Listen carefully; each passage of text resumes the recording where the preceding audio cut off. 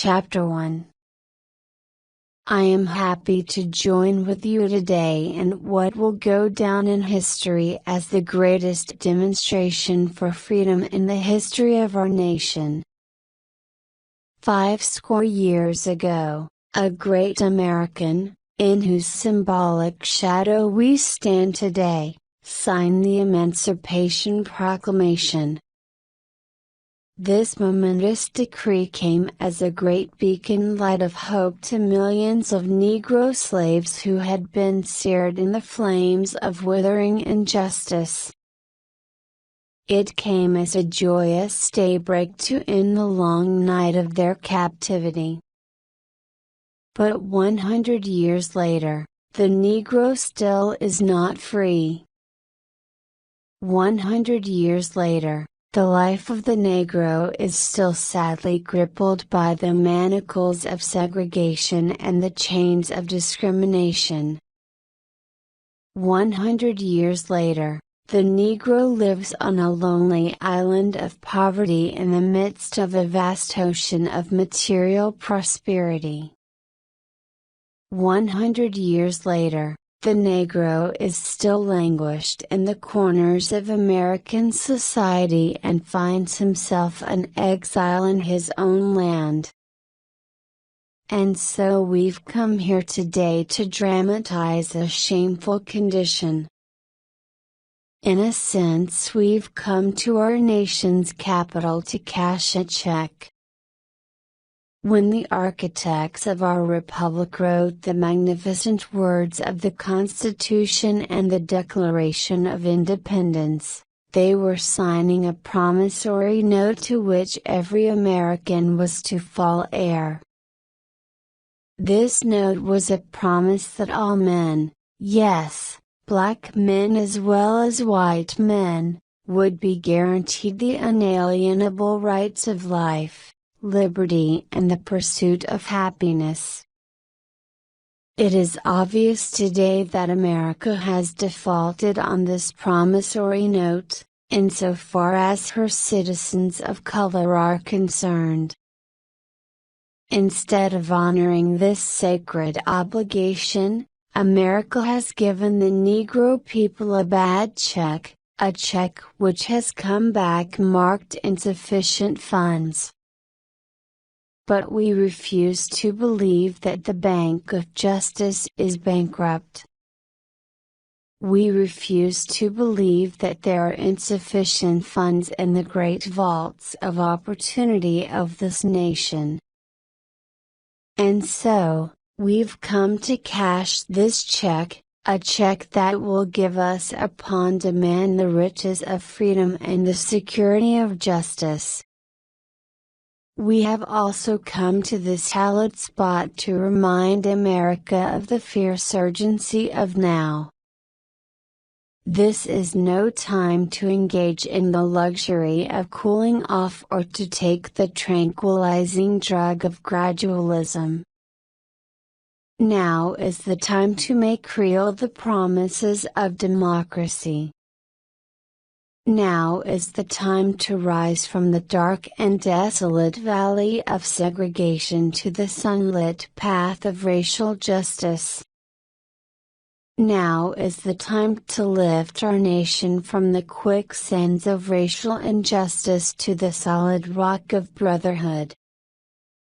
Now is the time to make justice a reality for all of God's children.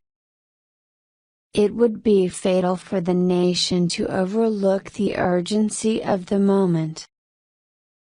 This sweltering summer of the Negro's legitimate discontent will not pass until there is an invigorating autumn of freedom and equality. 1963 is not an end, but a beginning.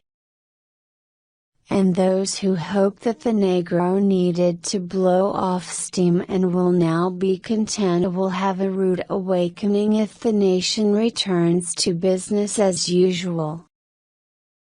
And there will be neither rest nor tranquility in America until the Negro is granted his citizenship rights. the whirlwinds of revolt will continue to shake the foundations of our nation until the bright day of justice emerges. But there is something that I must say to my people, who stand on the warm threshold which leads into the palace of justice. In the process of gaining our rightful place, we must not be guilty of wrongful deeds. Let us not seek to satisfy our thirst for freedom by drinking from the cup of bitterness and hatred. We must forever conduct our struggle on the high plane of dignity and discipline. We must not allow our creative protest to degenerate into physical violence. Again and again, we must rise to the majestic heights of meeting physical force with soul force. The marvelous new militancy which has engulfed the Negro community must not lead us to a distrust of all white people, for many of our white brothers, as evidenced by their presence here today, have come to realize that their destiny is tied up with our destiny. And they have come to realize that their freedom is inextricably bound to our freedom. We cannot walk alone. And as we walk, we must make the pledge that we shall always march ahead. We cannot turn back. There are those who are asking the devotees of civil rights, when will you be satisfied? We can never be satisfied as long as the Negro is the victim of the unspeakable horrors of police brutality. We can never be satisfied as long as our bodies, heavy with the fatigue of travel, cannot gain lodging in the motels of the highways and the hotels of the cities. We cannot be satisfied as long as the Negro's basic mobility is from a smaller ghetto to a larger one. We can never be satisfied as long as our children are stripped of their selfhood and robbed of their dignity by a sign stating, "For whites only."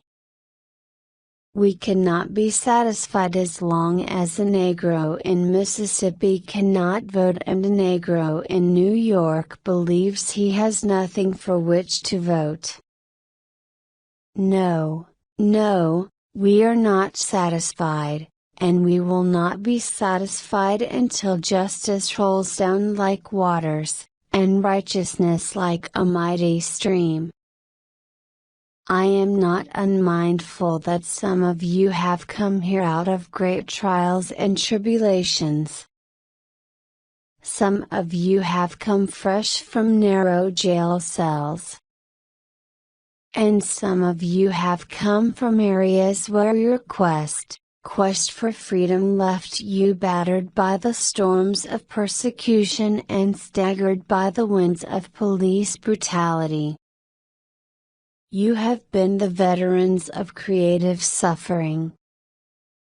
Continue to work with the faith that unearned suffering is redemptive. Go back to Mississippi, go back to Alabama, go back to South Carolina, go back to Georgia, go back to Louisiana, go back to the slums and ghettos of our northern cities, knowing that somehow this situation can and will be changed. Let us not wallow in the valley of despair, I say to you today, my friends. And so even though we face the difficulties of today and tomorrow, I still have a dream. It is a dream deeply rooted in the American dream. I have a dream that one day this nation will rise up and live out the true meaning of its creed. We hold these truths to be self-evident, that all men are created equal. I have a dream that one day on the red hills of Georgia, the sons of former slaves and the sons of former slave owners will be able to sit down together at the table of brotherhood. I have a dream that one day even the state of Mississippi, a state sweltering with the heat of injustice, sweltering with the heat of oppression, will be transformed into an oasis of freedom and justice.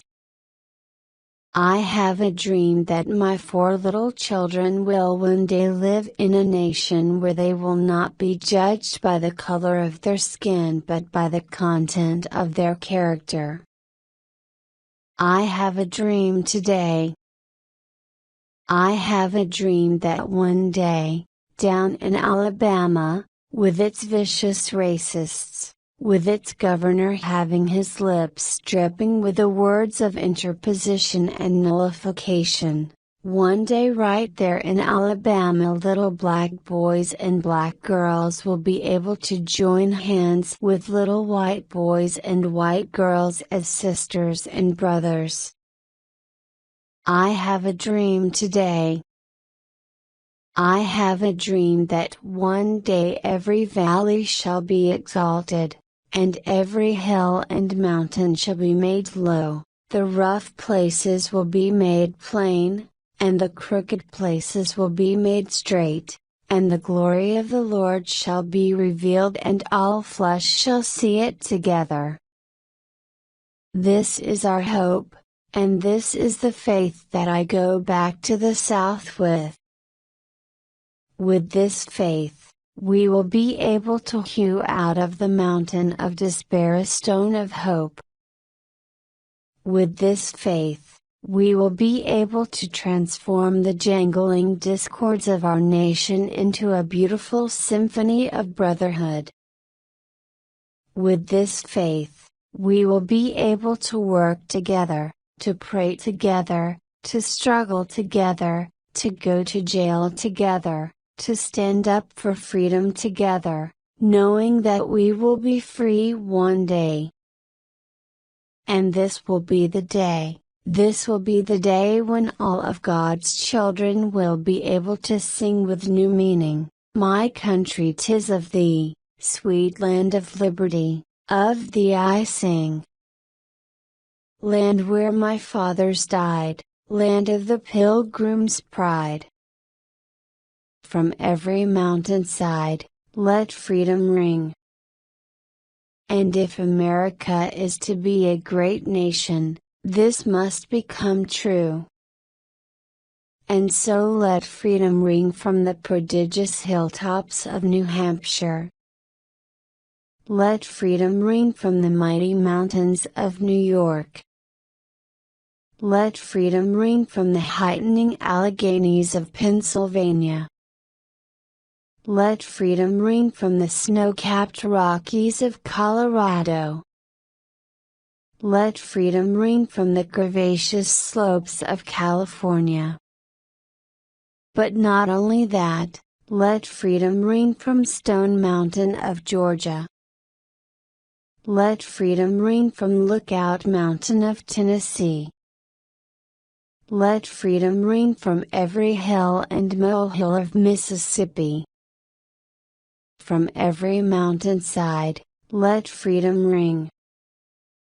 And when this happens, when we allow freedom to ring, when we let it ring from every village and every hamlet, from every state and every city, we will be able to speed up that day when all of God's children, black men and white men, Jews and Gentiles, Protestants and Catholics, will be able to join hands and sing in the words of the old Negro spiritual. Free at last. Free at last. Thank God Almighty, we are free at last. Chapter 2.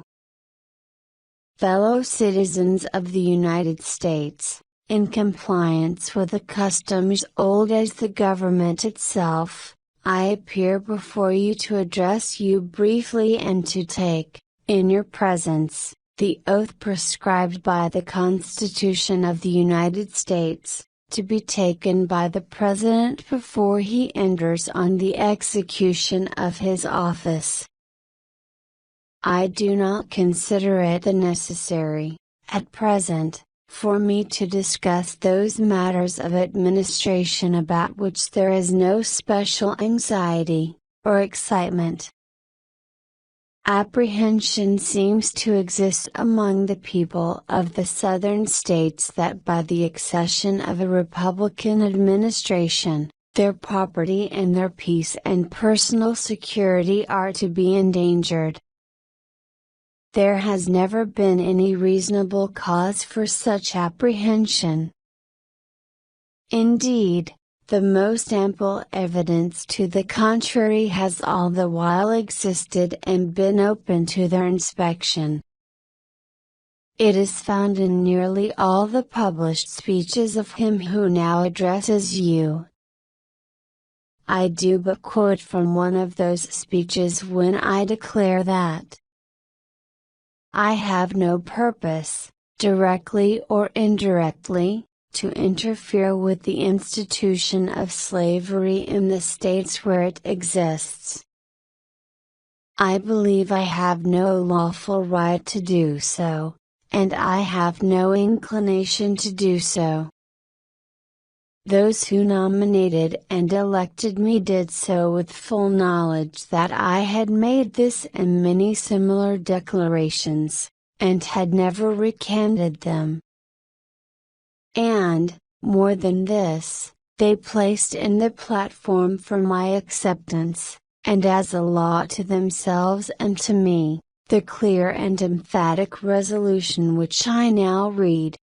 Resolved, that the maintenance inviolate of the rights of the states, and especially the right of each state to order and control its own domestic institutions according to its own judgment exclusively, is essential to that balance of power on which the perfection and endurance of our political fabric depend, and we denounce the lawless invasion by armed force of the soil of any state or territory, no matter under what pretext, as among the gravest of crimes. I now reiterate these sentiments, and, in doing so, I only press upon the public attention the most conclusive evidence of which the case is susceptible that the property, peace, and security of no section are to be in any wise endangered by the now incoming administration.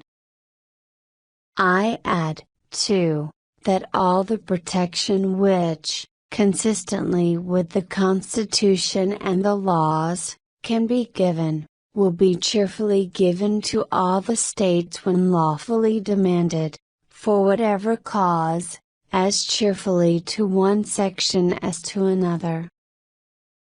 There is much controversy about the delivering up of fugitives from service or labor.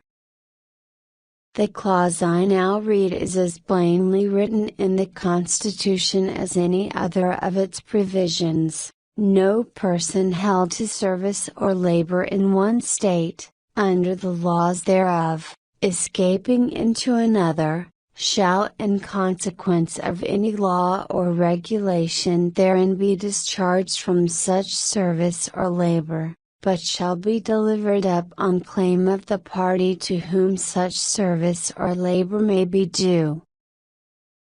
It is scarcely questioned that this provision was intended by those who made it for the reclaiming of what we call fugitive slaves, and the intention of the lawgiver is the law.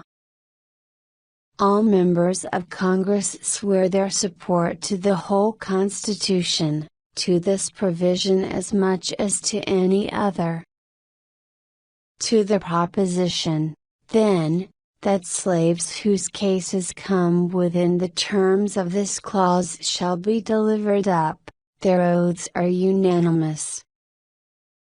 Now, if they would make the effort in good temper, could they not with nearly equal of unanimity frame and pass a law by means of which to keep good that unanimous oath? There is some difference of opinion whether this clause should be enforced by national or by state authority, but surely that difference is not a very material one. If the slave is to be surrendered, it can be of but little consequence to him or to others by which authority it is done. And should anyone in any case be content that his oath shall go unkept on a merely unsubstantial controversy as to how it shall be kept? Again, in any law upon this subject, ought not all the safeguards of liberty known in civilized and humane jurisprudence to be introduced, so that a free man be not, in any case, surrendered as a slave?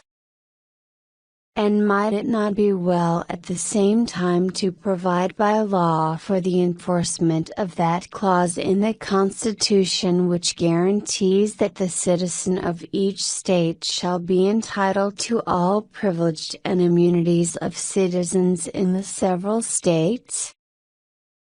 I take the official oath today with no mental reservations, and with no purpose to construe the Constitution or laws by any hypocritical rules.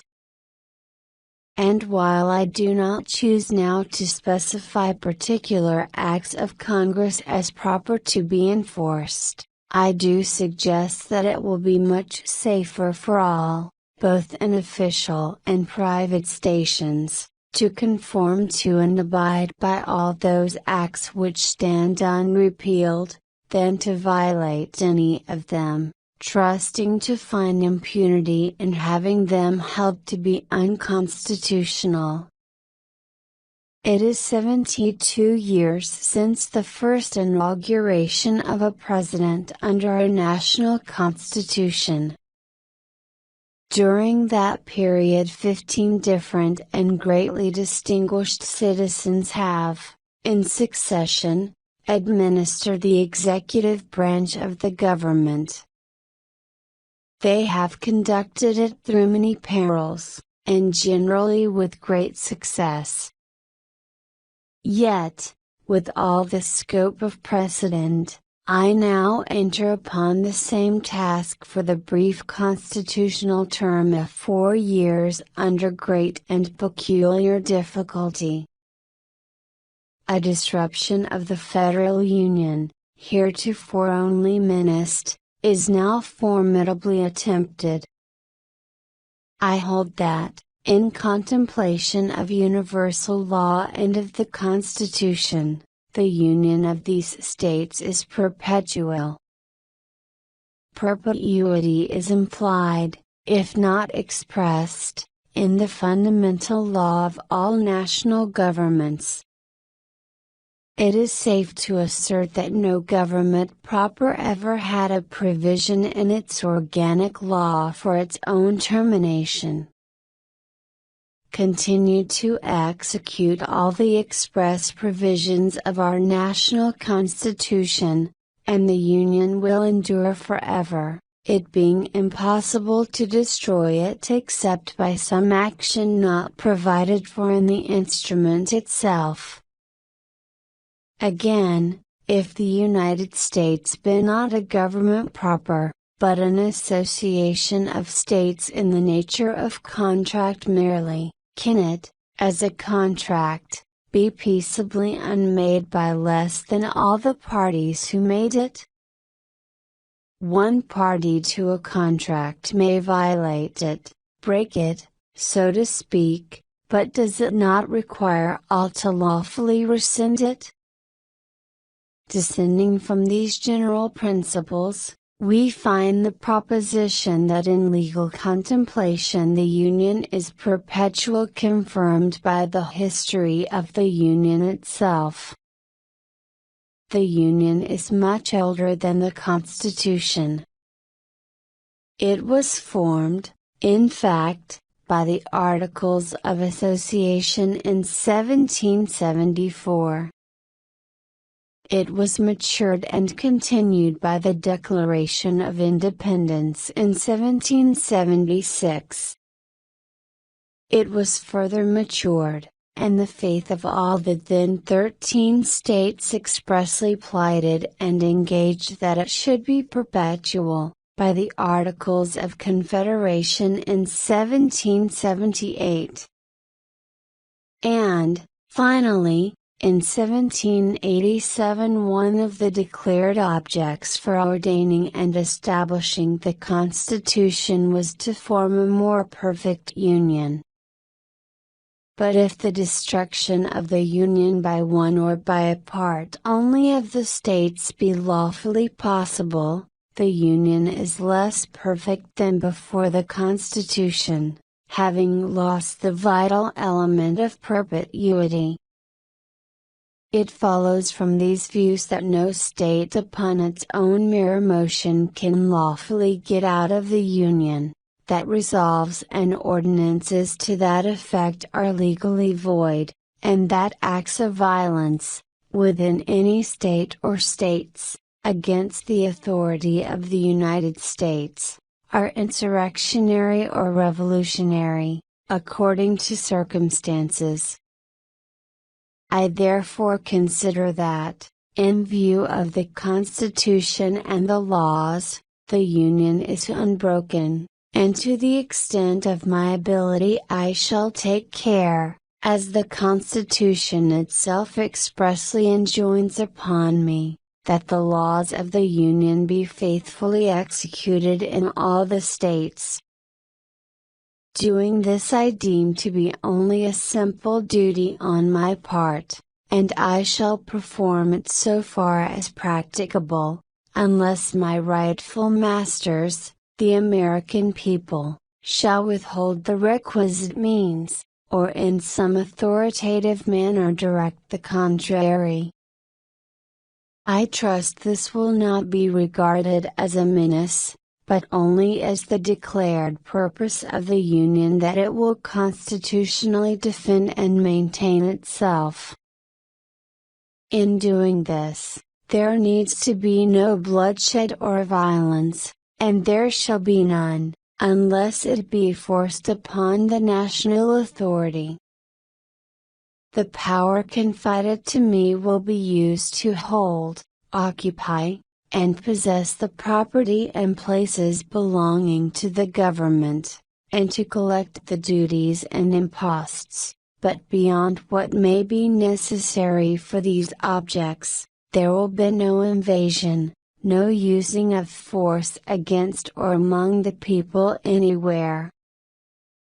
Where hostility to the United States, in any interior locality, shall be so great and universal as to prevent competent resident citizens from holding the federal offices, there will be no attempt to force obnoxious strangers among the people for that object.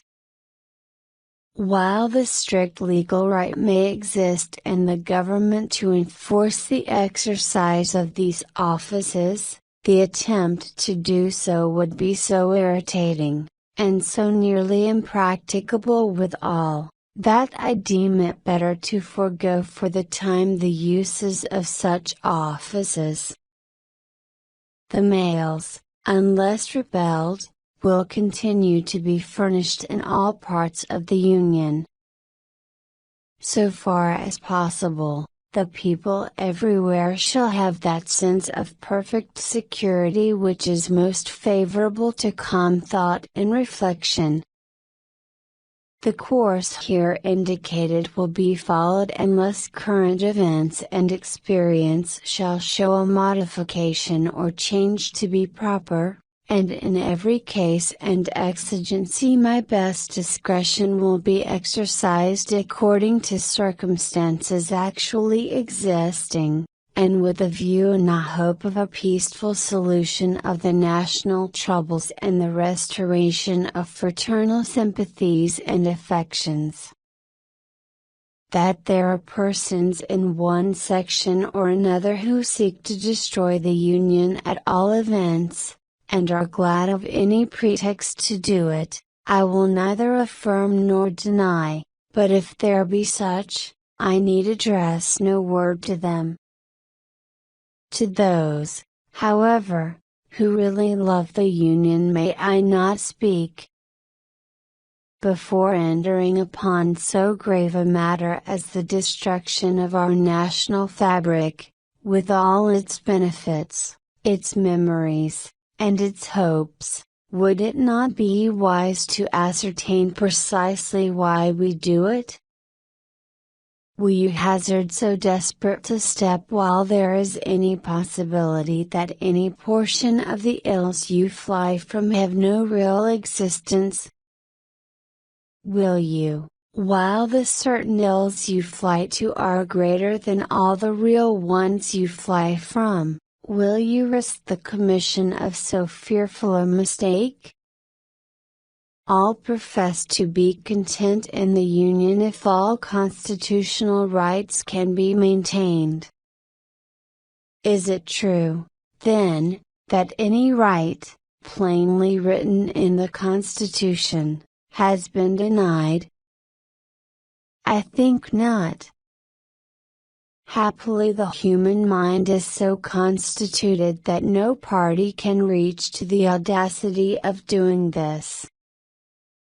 Think if you can, of a single instance in which a plainly written provision of the Constitution has ever been denied. If by the mere force of numbers a majority should deprive a minority of any clearly written constitutional right, it might, in a moral point of view, justify a revolution, certainly would if such a right were a vital one. But such is not our case. All the vital rights of minorities and of individuals are so plainly assured to them by affirmations and negations, guarantees and prohibitions, in the Constitution, that controversies never arise concerning them. But no organic law can ever be framed with a provision specifically applicable to every question which may occur in practical administration.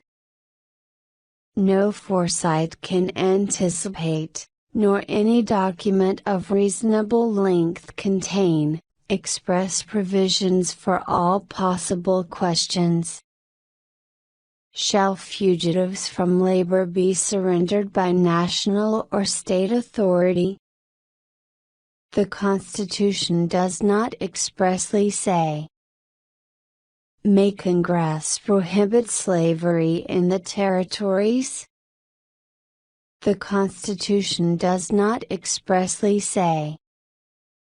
Must Congress protect slavery in the territories? The Constitution does not expressly say.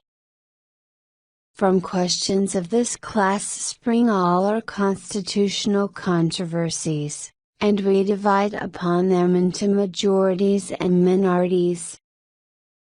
If the minority will not acquiesce, the majority must, or the government must cease. There is no other alternative. For continuing the government is acquiescence on one side or the other. If a minority in such case will secede rather than acquiesce, they make a precedent which in turn will divide and ruin them, for a minority of their own will secede from them whenever a majority refuses to be controlled by such minority. For instance, why may not any portion of a new confederacy a year or two hence arbitrarily secede again, precisely as portions of the present Union now claim to secede from it? All who cherish disunion sentiments are now being educated to the exact temper of doing this. Is there such perfect identity of interest among the states to compose a new union, as to produce harmony only, and prevent renewed secession? Plainly, the central idea of secession is the essence of anarchy. A majority held in restraint by constitutional checks and limitations, and always changing easily with deliberate changes of popular opinions and sentiments, is the only true sovereign of a free people. Whoever rejects it does, of necessity, fly to anarchy or to despotism. Unanimity is impossible. The rule of a minority, as a permanent arrangement, is wholly inadmissible, so that, rejecting the majority principle, anarchy or despotism in some form is all that is left. I do not forget the position, assumed by some, that constitutional questions are to be decided by the Supreme Court. Nor do I deny that such decisions must be binding, in any case, upon the parties to a suit, as to the object of that suit, while they are also entitled to very high respect and consideration in all parallel cases by all other departments of the government. And while it is obviously possible that such decision may be erroneous in any given case, still the evil effect following it, being limited to that particular case, with a chance that it may be overruled and never become a precedent for other cases, can better be borne than could the evils of a different practice. At the same time, the candid citizen must confess that if the policy of the government, upon vital questions affecting the whole people, is to be irrevocably fixed by decisions of the Supreme Court, the instant they are made, in ordinary litigation between parties and personal actions, the people will have ceased to be their own rulers, having to that extent practically resigned their government into the hands of that eminent tribunal. Nor is there in this view any assault upon the court or the judges. It is a duty from which they may not shrink to decide cases properly brought before them, and it is no fault of theirs if others seek to turn their decisions to political purposes. One section of our country believes slavery is right, and ought to be extended, while the other believes it is wrong, and ought not to be extended. This is the only substantial dispute. The Fugitive Slave Clause of the Constitution, and the law for the suppression of the foreign slave trade, are each as well enforced, perhaps, as any law can ever be in a community where the moral sense of the people imperfectly supports the law itself. The great body of the people abide by the dry legal obligation in both cases, and a few break over in each. This, I think, cannot be perfectly cured, and it would be worse in both cases after the separation of the sections than before. The foreign slave trade, now imperfectly suppressed, would be ultimately revived, without restriction, in one section, while fugitive slaves, now only partially surrendered, would not be surrendered at all by the other. Physically speaking, we cannot separate. We cannot remove our respective sections from each other, nor build an impassable wall between them. A husband and wife may be divorced, and go out of the presence and beyond the reach of each other, but the different parts of our country cannot do this. They cannot but remain face to face, and intercourse, either amicable or hostile, must continue between them. Is it possible, then, to make that intercourse more advantageous or more satisfactory, after separation than before? Can aliens make treaties easier than friends can make laws? Can treaties be more faithfully enforced between aliens than laws can among friends? Suppose you go to war. You cannot fight always, and when, after much loss on both sides, and no gain on either, you cease fighting, the identical old questions as to terms of intercourse are again upon you. This country, with its institutions, belongs to the people who inhabit it. Whenever they shall grow weary of the existing government, they can exercise their constitutional right of amending it, or their revolutionary right to dismember or overthrow it. I cannot be ignorant of the fact that many worthy and patriotic citizens are desirous of having the national constitution amended.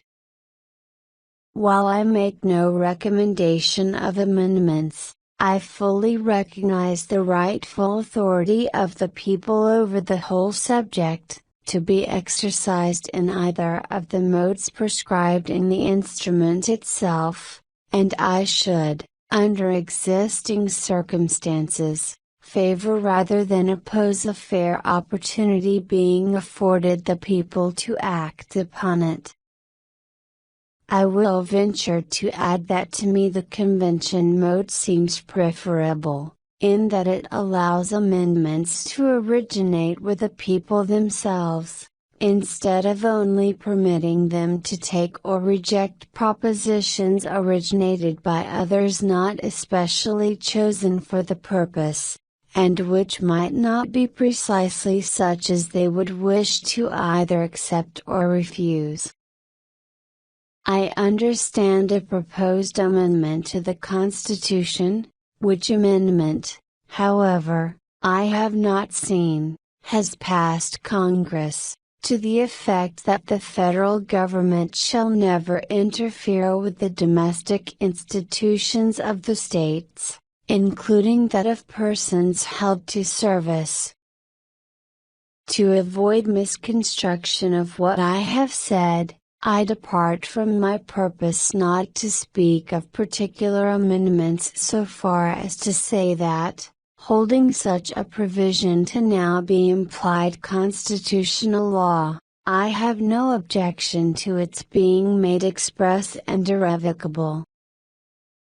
The Chief Magistrate derives all his authority from the people, and they have conferred none upon him to fix terms for the separation of the states. The people themselves can do this also if they choose, but the executive, as such, has nothing to do with it. His duty is to administer the present government, as it came to his hands, and to transmit it, unimpaired by him, to his successor. Why should there not be a patient confidence in the ultimate justice of the people? Is there any better or equal hope in the world? In our present differences is either party without faith of being in the right? If the Almighty Ruler of nations, with His eternal truth and justice, be on your side of the north, or on yours of the south, that truth and that justice will surely prevail, by the judgment of this great tribunal, the American people. By the frame of the government under which we live, this same people have wisely given their public servants but little power for mischief, and have, with equal wisdom, provided for the return of that little to their own hands at very short intervals. While the people retain their virtue and vigilance, no administration, by any extreme of wickedness or folly, can very seriously injure the government in the short space of 4 years. My countrymen, one and all, think calmly and well upon this whole subject. Nothing valuable can be lost by taking time. If there be an object to hurry any of you in hot haste to a step which you would never take deliberately, that object will be frustrated by taking time, but no good object can be frustrated by it. Such of you as are now dissatisfied, still have the old Constitution unimpaired, and, on this sensitive point, the laws of your own framing under it, while the new administration will have no immediate power, if it would, to change either. If it were admitted that you who are dissatisfied hold the right side in the dispute, there still is no single good reason for precipitate action. Intelligence, patriotism, Christianity, and a firm reliance on Him who has never yet forsaken this favored land, are still competent to adjust in the best way all our present difficulty. In your hands, my dissatisfied fellow countrymen, and not in mine, is the momentous issue of civil war. The government will not assail you. You can have no conflict without being yourselves the aggressors. You have no oath registered in heaven to destroy the government, while I shall have the most solemn one to preserve, protect, and defend it. I am loath to close. We are not enemies, but friends. We must not be enemies. Though passion may have strained, it must not break our bonds of affection. The mystic cords of memory, stretching from every battlefield and patriot grave to every living heart and hearthstone all over this broad land, will yet swell the chorus of the Union when again touched, as surely they will be, by the better angels of our nature. At this second appearing to take the oath of the presidential office, there is less occasion for an extended address than there was at the first. Then a statement, somewhat in detail, of a course to be pursued, seemed fitting and proper. Now, at the expiration of 4 years, during which public declarations have been constantly called forth on every point and phase of the great contest which still absorbs the attention, and engrosses the energies of the nation, little that is new could be presented. The progress of our arms, upon which all else chiefly depends, is as well known to the public as to myself, and it is, I trust, reasonably satisfactory and encouraging to all.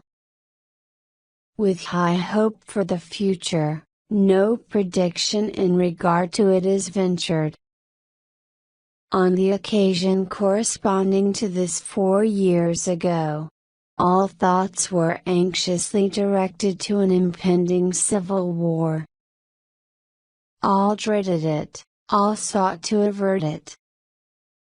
While the inaugural address was being delivered from this place, devoted altogether to saving the Union without war, insurgent agents were in the city seeking to destroy it without war, seeking to dissolve the Union, and divide effects, by negotiation.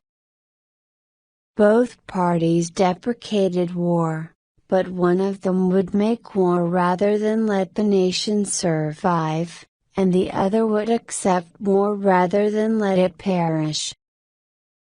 And the war came. 1/8 of the whole population were colored slaves, not distributed generally over the Union, but localized in the southern part of it. These slaves constituted a peculiar and powerful interest. All knew that this interest was, somehow, the cause of the war. To strengthen, perpetuate, and extend this interest was the object for which the insurgents would rend the Union, even by war, while the government claimed no right to do more than to restrict the territorial enlargement of it. Neither party expected for the war, the magnitude, or the duration, which it has already attained. Neither anticipated that the cause of the conflict might cease with, or even before, the conflict itself should cease. Each looked for an easier triumph, and a result less fundamental and astounding. Both read the same Bible, and pray to the same God, and each invokes His aid against the other.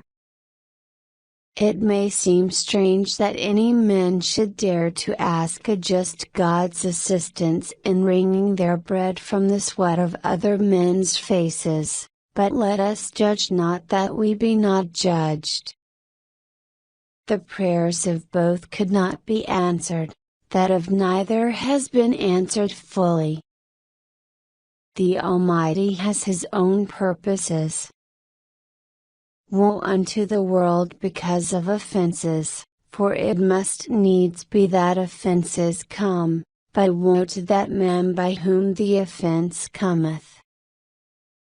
If we shall suppose that American slavery is one of those offenses which, in the providence of God, must needs come, but which, having continued through His appointed time, He now wills to remove, and that He gives to both North and South, this terrible war, as the woe due to those by whom the offense came, shall we discern therein any departure from those divine attributes which the believers in a living God always ascribe to Him? Fondly do we hope, fervently do we pray, that this mighty scourge of war may speedily pass away. Yet, if God wills that it continue, until all the wealth biled by the bondman's 250 years of unrequited toil shall be sunk, and until every drop of blood drawn with the lash, shall be paid by another drawn with the sword, as was said 3,000 years ago, so still it must be said the judgments of the Lord, are true and righteous altogether. With malice toward none, with charity for all, with firmness in the right, as God gives us to see the right, let us strive on to finish the work we are in, to bind up the nation's wounds, to care for him who shall have borne the battle, and for his widow, and his orphan, to do all which may achieve and cherish a just and lasting peace, among ourselves, and with all nations. Chapter 3. What is this non-cooperation, about which you have heard much, and why do we want to offer this non-cooperation? I have been told that non-cooperation is unconstitutional. I venture to deny that it is unconstitutional. On the contrary, I hold that non-cooperation is a just and religious doctrine, It is the inherent right of every human being and it is perfectly constitutional. A great lover of the British Empire has said that under the British Constitution even a successful rebellion is perfectly constitutional, and he quotes historical instances, which I cannot deny, in support of his claim. I don't claim any constitutionality for a rebellion, successful or otherwise, so long as that rebellion means in the ordinary sense of the term, what it does mean, namely, wresting justice by violent means. On the contrary, I have said it repeatedly to my countrymen that violence, whatever end it may serve in Europe, will never serve us in India.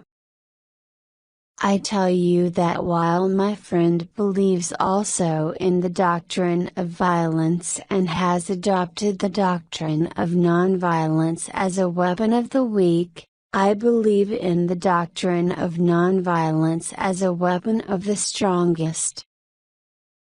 I believe that a man is the strongest soldier for daring to die unarmed with his breast bare before the enemy. So much for the nonviolent part of non-cooperation. I, therefore, venture to suggest to my learned countrymen that so long as the doctrine of non-cooperation remains nonviolent, so long there is nothing unconstitutional in that doctrine. I ask further, is it unconstitutional for me to say to the British government I refuse to serve you? Is it unconstitutional for our worthy chairman to return with every respect all the titles that he has ever held from the government? Is it unconstitutional for any parent to withdraw his children from a government or aided school? Is it unconstitutional for a lawyer to say I shall no longer support the arm of the law so long as that arm of law is used not to raise me but to debase me? Is it unconstitutional for a civil servant or for a judge to say, I refuse to serve a government which does not wish to respect the wishes of the whole people? I ask, is it unconstitutional for a policeman or for a soldier to tender his resignation when he knows that he is called to serve a government which traduces his own countrymen?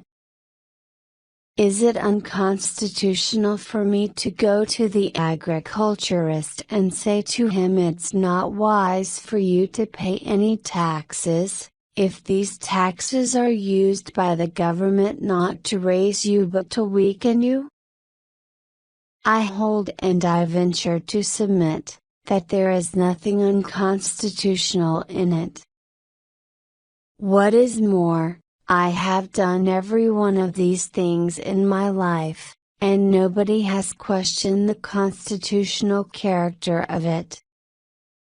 I submit that in the whole plan of non-cooperation, there is nothing unconstitutional.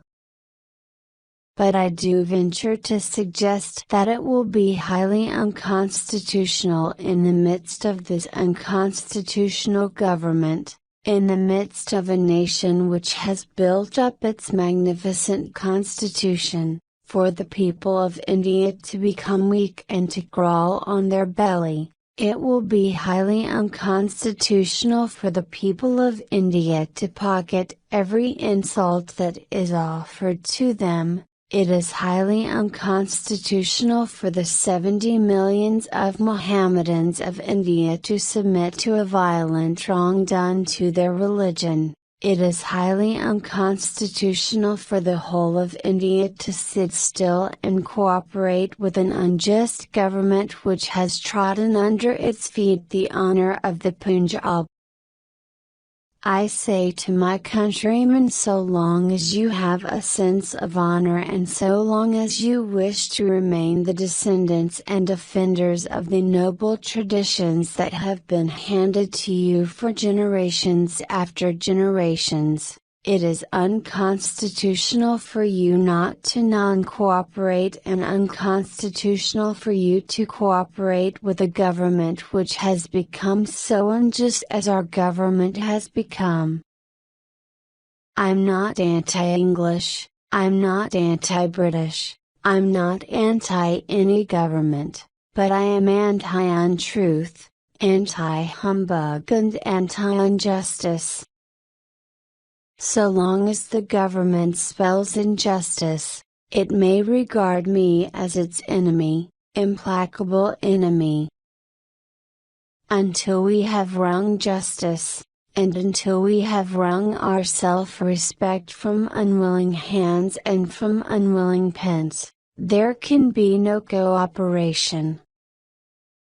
Our Shastras say, and I say so with the greatest deference to all the greatest religious preceptors of India but without fear of contradiction, that our Shastras teach us that there shall be no cooperation between injustice and justice, between an unjust man and a justice-loving man, between truth and untruth.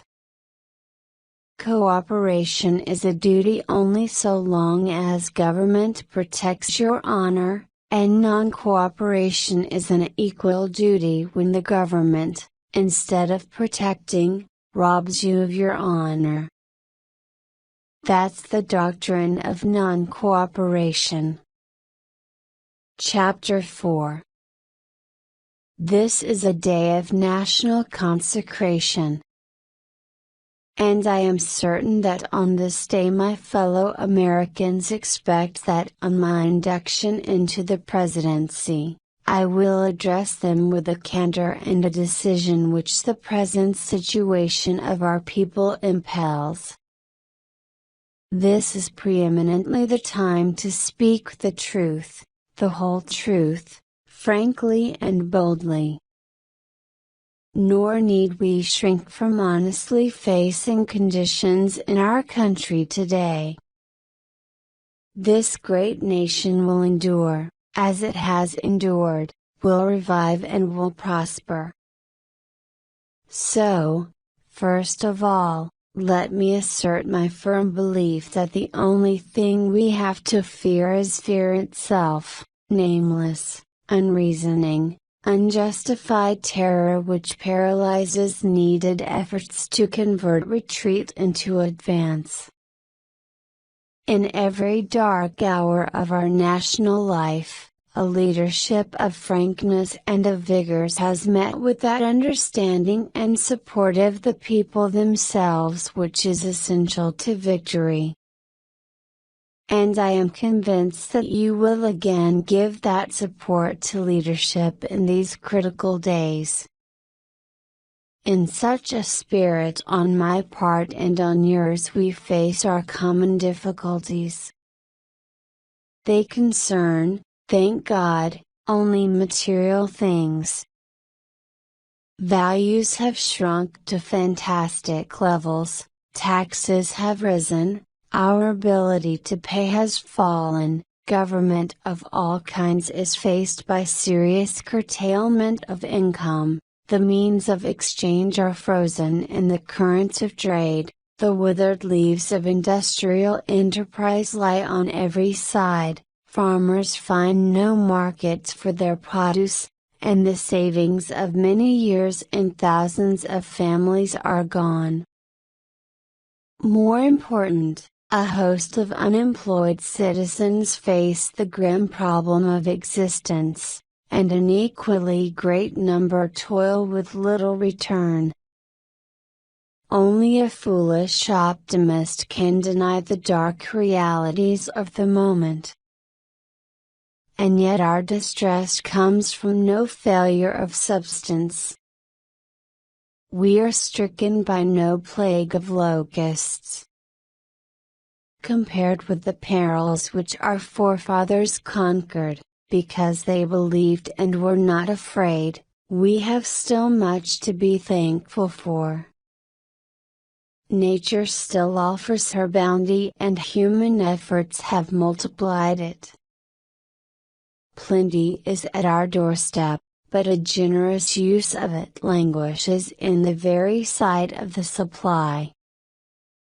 Primarily, this is because the rulers of the exchange of mankind's goods have failed, through their own stubbornness and their own incompetence, have admitted their failure, and have abdicated. Practices of the unscrupulous money changers stand indicted in the court of public opinion, rejected by the hearts and minds of men. True, they have tried. But their efforts have been cast in the pattern of an outworn tradition. Faced by failure of credit, they have proposed only the lending of more money. Stripped of the lure of profit by which to induce our people to follow their false leadership, they have resorted to exhortations, pleading tearfully for restored confidence. They only know the rules of a generation of self-seekers. They have no vision, and when there is no vision the people perish. Yes, the money changers have fled from their high seats in the temple of our civilization. We may now restore that temple to the ancient truths. The measure of that restoration lies in the extent to which we apply social values more noble than mere monetary profit. Happiness lies not in the mere possession of money, it lies in the joy of achievement, in the thrill of creative effort. The joy, the moral stimulation of work no longer must be forgotten in the mad chase of evanescent profits. These dark days, my friends, will be worth all they cost us if they teach us that our true destiny is not to be ministered unto but to minister to ourselves, to our fellow men. Recognition of that falsity of material wealth as the standard of success goes hand in hand with the abandonment of the false belief that public office and high political position are to be valued only by the standards of pride of place and personal profit. And there must be an end to a conduct in banking and in business which too often has given to a sacred trust the likeness of callous and selfish wrongdoing. Small wonder that confidence languishes, for it thrives only on honesty, on honor, on the sacredness of obligations, on faithful protection, and on unselfish performance. Without them it cannot live. Restoration calls, however, not for changes in ethics alone. This nation is asking for action, and action now. Our greatest primary task is to put people to work. This is no unsolvable problem if we face it wisely and courageously. It can be accomplished in part by direct recruiting by the government itself, treating the task as we would treat the emergency of a war, but at the same time, through this employment, accomplishing greatly needed projects to stimulate and reorganize the use of our great natural resources.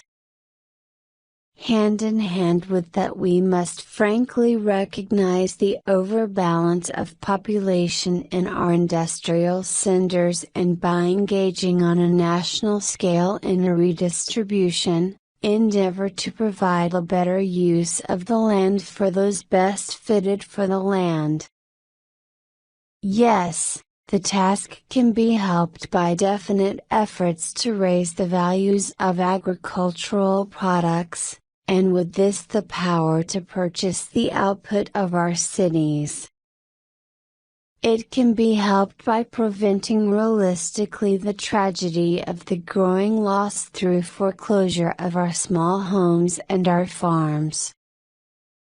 It can be helped by insistence that the federal, the state, and the local governments act forthwith on the demand that their cost be drastically reduced. It can be helped by the unifying of relief activities which today are often scattered, uneconomical, unequal. It can be helped by national planning for and supervision of all forms of transportation and of communications and other utilities that have a definitely public character. There are many ways in which it can be helped, but it can never be helped by merely talking about it. We must act. We must act quickly.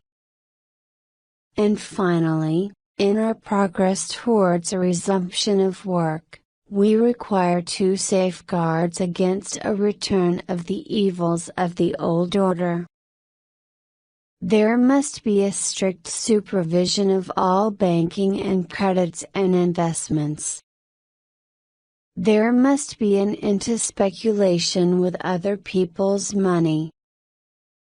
And there must be provision for an adequate but sound currency. These, my friends, are the lines of attack. I shall presently urge upon a new Congress in special session detailed measures for their fulfillment, and I shall seek the immediate assistance of the 48 states. Through this program of action we address ourselves to putting our own national house in order and making income balance outgo. Our international trade relations, though vastly important, are in point of time and necessity, secondary to the establishment of a sound national economy. I favor, as a practical policy, the putting of first things first. I shall spare no effort to restore world trade by international economic readjustment, but the emergency at home cannot wait on that accomplishment. The basic thought that guides these specific means of national recovery is not nationally, narrowly nationalistic.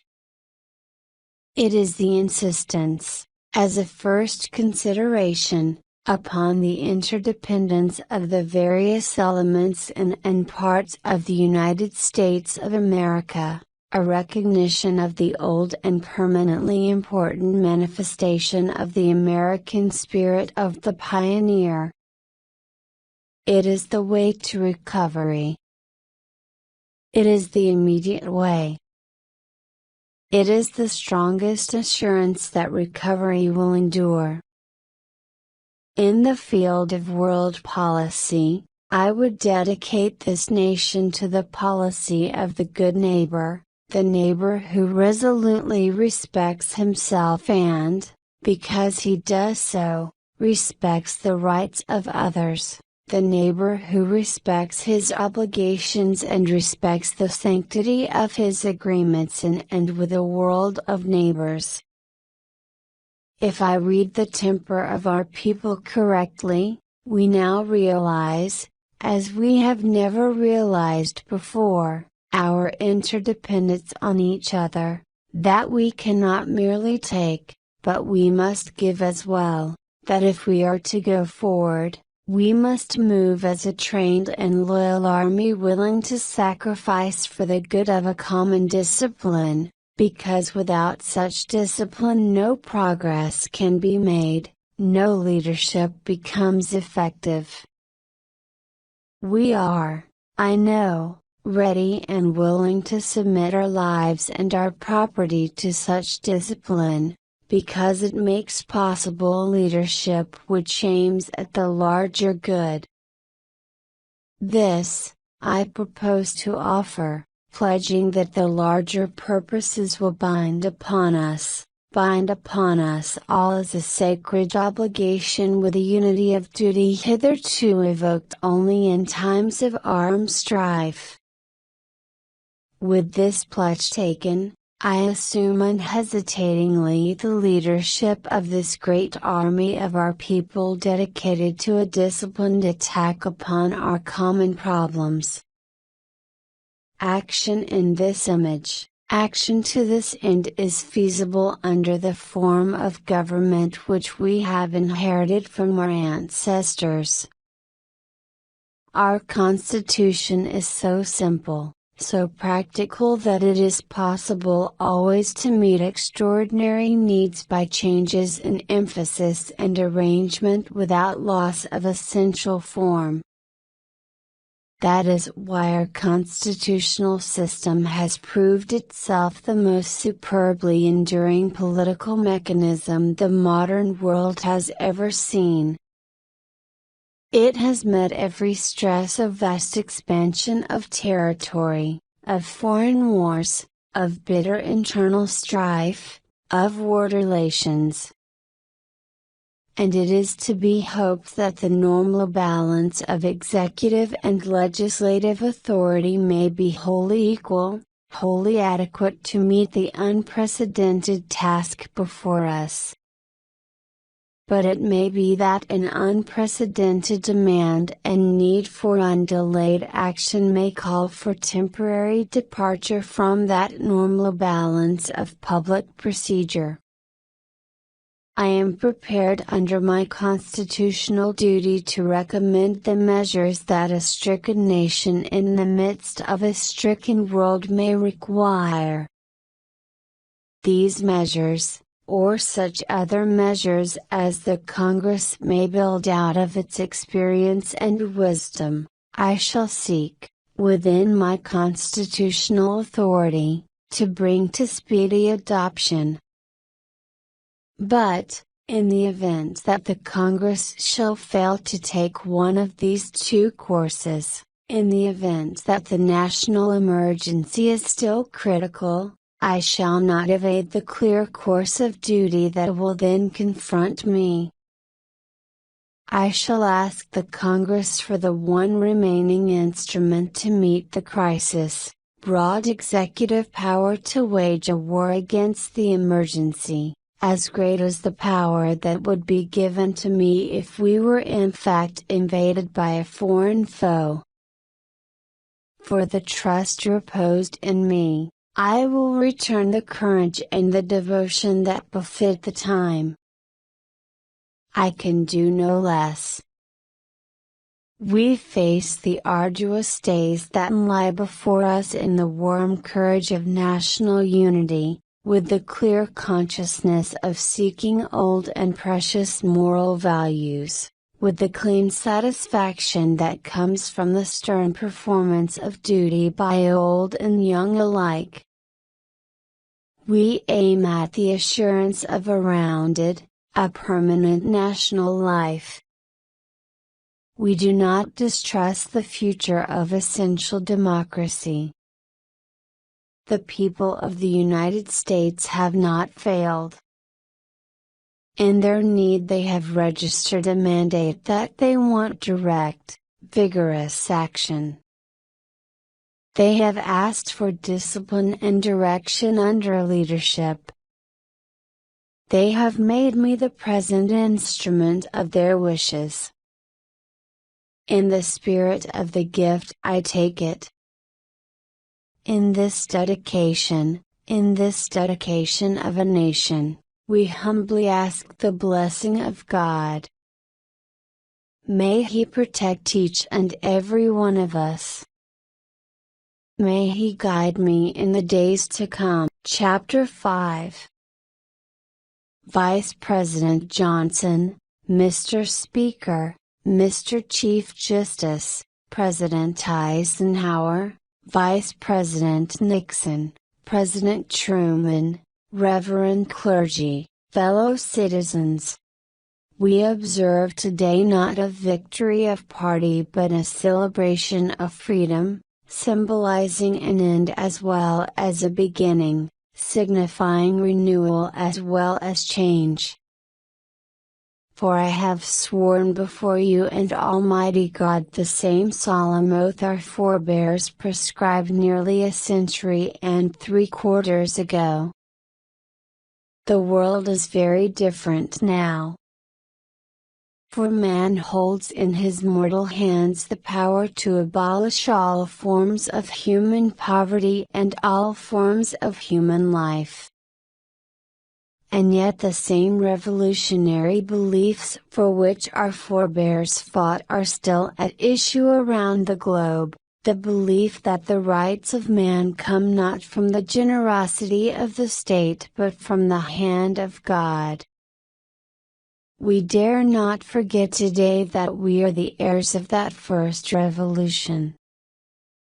Let the word go forth from this time and place, to friend and foe alike, that the torch has been passed to a new generation of Americans, born in this century, tempered by war, disciplined by a hard and bitter peace, proud of our ancient heritage, and unwilling to witness or permit the slow undoing of those human rights to which this nation has always been committed, and to which we are committed today at home and around the world. Let every nation know, whether it wishes us well or ill, that we shall pay any price, bear any burden, meet any hardship, support any friend, oppose any foe to assure the survival and the success of liberty. This much we pledge, and more. To those old allies whose cultural and spiritual origins we share, we pledge the loyalty of faithful friends. United, there is little we cannot do in a host of cooperative ventures. Divided, there is little we can do, for we dare not meet a powerful challenge at odds and split asunder. To those new states whom we welcome to the ranks of the free, we pledge our word that one form of colonial control shall not have passed away merely to be replaced by a far more iron tyranny. We shall not always expect to find them supporting our view. But we shall always hope to find them strongly supporting their own freedom, and to remember that, in the past, those who foolishly sought power by riding the back of the tiger ended up inside. To those people in the huts and villages across the globe struggling to break the bonds of mass misery, we pledge our best efforts to help them, help themselves, for whatever period is required, not because the communists may be doing it, not because we seek their votes, but because it is right. If a free society cannot help the many who are poor, it cannot save the few who are rich. To our sister republics south of our border, we offer a special pledge, to convert our good words into good deeds, in a new alliance for progress, to assist free men and free governments in casting off the chains of poverty. But this peaceful revolution of hope cannot become the prey of hostile powers. Let all our neighbors know that we shall join with them to oppose aggression or subversion anywhere in the Americas. And let every other power know that this hemisphere intends to remain the master of its own house. To that World Assembly of Sovereign States, the United Nations, our last best hope in an age where the instruments of war have far outpaced the instruments of peace, we renew our pledge of support, to prevent it from becoming merely a forum for invective, to strengthen its shield of the new and the weak, and to enlarge the area in which its root may run.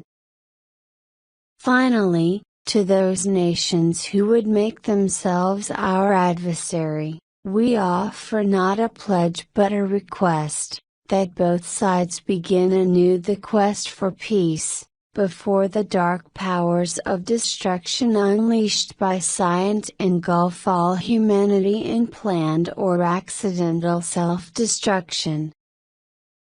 We dare not tempt them with weakness. For only when our arms are sufficient beyond doubt, can we be certain beyond doubt that they will never be employed. But neither can two great and powerful groups of nations take comfort from our present course, both sides overburdened by the cost of modern weapons, both rightly alarmed by the steady spread of the deadly atom, yet both racing to alter that uncertain balance of terror that stays the hand of mankind's final war. So let us begin anew, remembering on both sides that civility is not a sign of weakness, and sincerity is always subject to proof. Let us never negotiate out of fear. But let us never fear to negotiate. Let both sides explore what problems unite us instead of belaboring those problems which divide us. Let both sides, for the first time, formulate serious and precise proposals for the inspection and control of arms, and bring the absolute power to destroy other nations under the absolute control of all nations. Let both sides seek to invoke the wonders of science instead of its terrors. Together let us explore the stars, conquer the deserts, eradicate disease, tap the ocean depths, and encourage the arts and commerce. Let both sides unite to heed in all corners of the earth the command of Isaiah, to undo the heavy burdens. And, let the oppressed go free. And if a beachhead of cooperation may push back the jungle of suspicion, let both sides join in creating a new endeavor, not a new balance of power, but a new world of law, where the strong are just and the weak secure and the peace preserved. All this will not be finished in the first 100 days. Nor will it be finished in the first 1,000 days, nor in the life of this administration, nor even perhaps in our lifetime on this planet. But let us begin. In your hands, my fellow citizens, more than mine, will rest the final success or failure of our course. Since this country was founded, each generation of Americans has been summoned to give testimony to its national loyalty. The graves of young Americans who answered the call to service surround the globe. Now the trumpet summons us again, not as a call to bear arms, though arms we need, not as a call to battle, though embattled we are, but a call to bear the burden of a long twilight struggle, year in and year out, rejoicing in hope, patient in tribulation, a struggle against the common enemies of man, tyranny, poverty, disease, and war itself. Can we forge against these enemies a grand and global alliance, North and South, East and West, that can assure a more fruitful life for all mankind? Will you join in that historic effort? In the long history of the world, only a few generations have been granted the role of defending freedom in its hour of maximum danger. I do not shrink from this responsibility, I welcome it. I do not believe that any of us would exchange places with any other people or any other generation. The energy, the faith, the devotion which we bring to this endeavor will light our country and all who serve it, and the glow from that fire can't truly light the world. And so, my fellow Americans, ask not what your country can do for you, ask what you can do for your country. My fellow citizens of the world, ask not what America will do for you, but what together we can do for the freedom of man. Finally, whether you are citizens of America or citizens of the world, ask of us here the same high standards of strength and sacrifice which we ask of you. With a good conscience our only sure reward, with history the final judge of our deeds, let us go forth to lead the land we love, asking His blessing and His help, but knowing that here on earth God's work must truly be our own.